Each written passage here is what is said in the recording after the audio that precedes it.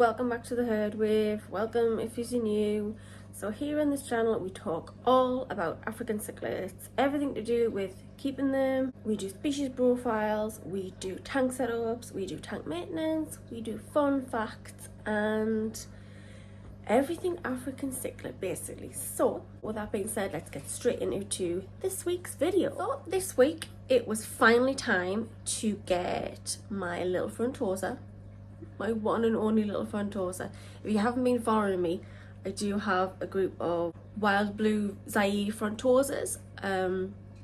They have bred for me once before, and I'll show you those as well because they are grown up really big now. They're huge. No, they're not. They're grown really nicely.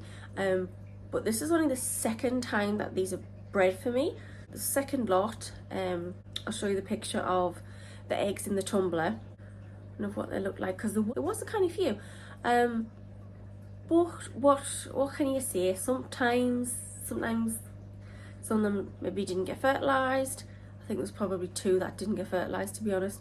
And the rest of them just didn't make it. It just wasn't their time, sort of thing.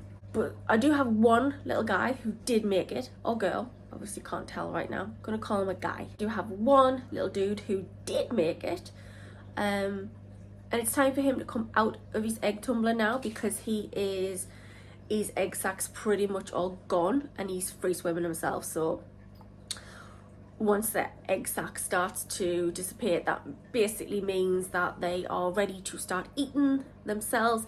If you have an egg tumbler in a larger tank just sitting in there, they will be getting some sort of nutrients through particles of little microorganisms, tiny bits of algae that's floating around in there, and even some of the larger foods that is broken down slightly, it'll be getting those types of foods as well as nutrition from its egg sac as well.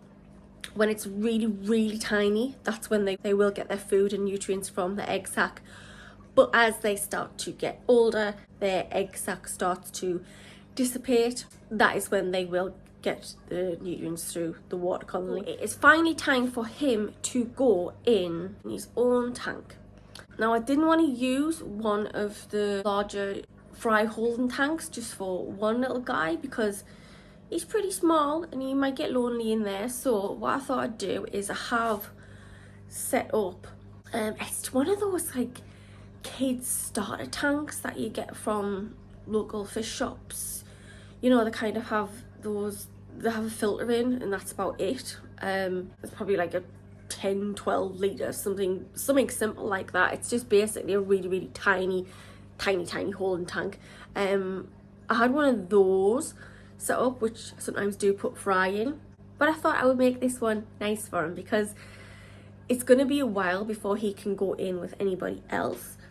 He is really small and he's probably gonna get snacked on if I put him in with the larger fish. So I thought I'm gonna make it really nice and cozy for him, give him lots of stuff to do because I don't know how long he's gonna be in there for. Depends how long he grows, or if any more of these females are holding. I think one of them is. I'm not too sure, but I'm not stressing about it. I'm not trying to force or anything like that. It's just one of those things that it happened before, which was brilliant, and then it's happened again, so even more brilliant. But like I say, this is nature, things like this happen. So one little guy left and I'm going to put him in his very own tank. It's going to be pretty special today. I'm excited to do that, so we'll get him sorted. Yeah, so stay tuned. Can I see his little tank in the background? So cute. Anyway, let's get on with it. So yeah, did make some really cute little stuff for him in here. He does have a real plant in here. No, he doesn't. I'm telling a lie. He does have some artificial plants in here. I did go with the crushed coral again. Went with crushed coral substrate just because it's what I have. It's what I have in all the tanks. So I've just took some out of a cycle tank, put it in there. So that's going to have some bacteria on there. And a tiny little filter, which I think you actually got with this tank. Yeah, you did. You got it in. You got it in this tank. but I just had it cycling in one of the other fry tanks, so that's got some bacteria in it. I got some decorations from some of the other tanks. Leaves actually really do look real.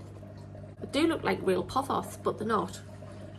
I couldn't remember if I actually did put a real pothos in there or not, but no, I didn't. Wouldn't be much point. Wouldn't really do much for nitrates. He won't produce that much nitrates. That many. He won't produce a lot of nitrates, put it that way. So we're gonna put him in there, and he's gonna have his own space, and I'm gonna let him just grow out until I find somebody else to put him in with, so he has some friends. I'll show you now actually what he looks like, and then I'll put him in and you can see exactly what he looks like when he's in there. I don't know if you can see him very well. Yeah, you can see. He's still got that little tiny bit of bulge on him underneath where his egg sac was. But you can see he's swimming freely now. He'll be absolutely fine to go in a tank now. Yeah, that's all. It's just him. It's the only one that actually survived, which is pretty sad, but still, never mind. He's a special little dude now, and he's got his own little tank. There he is. I don't think you can see this very well. Sorry if this is a little bit blurry, but he is so small, and it's not the best lighting, to tell you the truth. I mean, you can see the comparison. Big Daddy over here. Yeah, so we've got a long way to grow.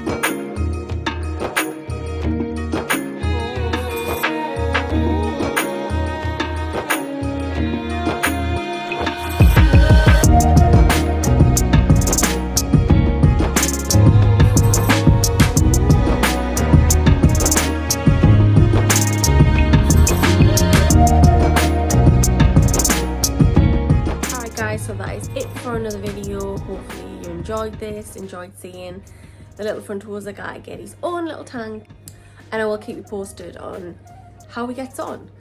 Don't forget to subscribe if you're not already. Don't forget to hit the notification bell.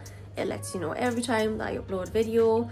So with that being said, don't forget to like, thumbs up, all that jazz, and I will catch you on my next one.